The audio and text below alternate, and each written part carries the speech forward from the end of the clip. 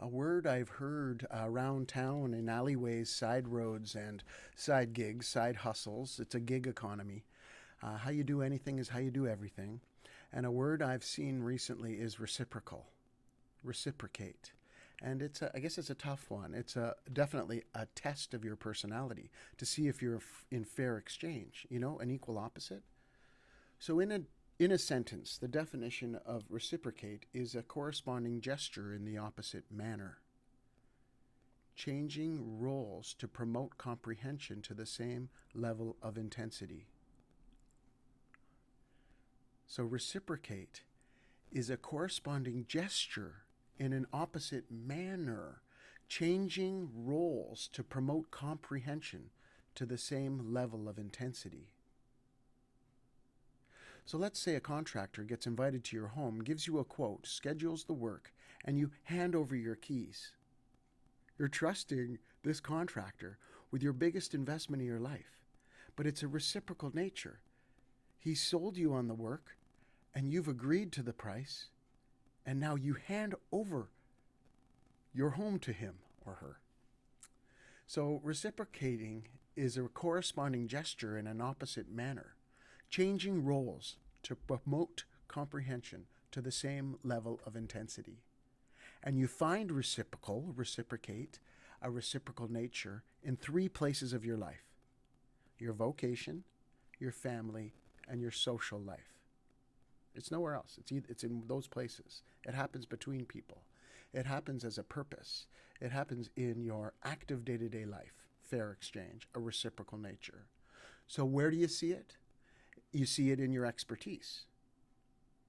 See, if you're selling something, then someone's receiving it. It's an equal opposite.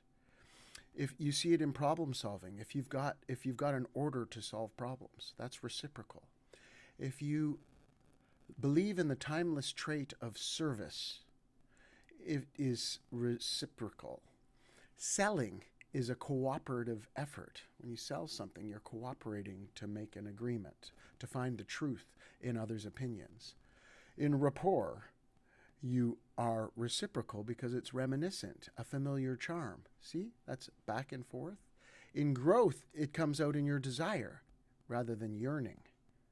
In closing, always be closing in selling or even in relationships, or letting things go by as the past, closing, you're persistent. If you can keep your persistence and not give up, that's reciprocal. Wholeness, when you feel complete, and reading because you can set the pace. My favorite reciprocal test is reading because it's so true. You pick up your book to read and you'll read as much as you can. You set the pace, the agreed upon amount of time to read. It might be a sentence before you put your book over, or 10 pages. So vocation, family, and social. Look for those spots, those 10 things I just mentioned, to test your reciprocal nature. So in your vocation, it's about clarifying, active learning, metacognitive awareness, context cues, so the meaning behind what you do and the cues you get from it, and professional management. That's where reciprocal nature shows up in your vocation.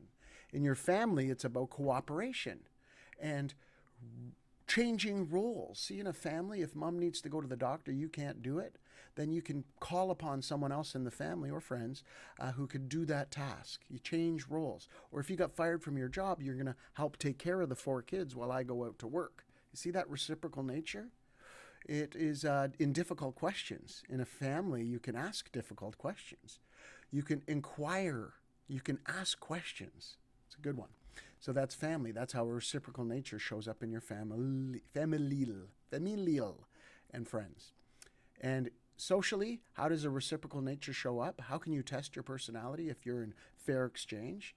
If you're questioning, if your behavior shows it, if you can summarize, if you can offer a hypothesis, and if you can have dialogue.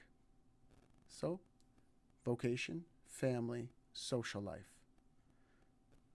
That's it, I think. That's it for Reciprocate.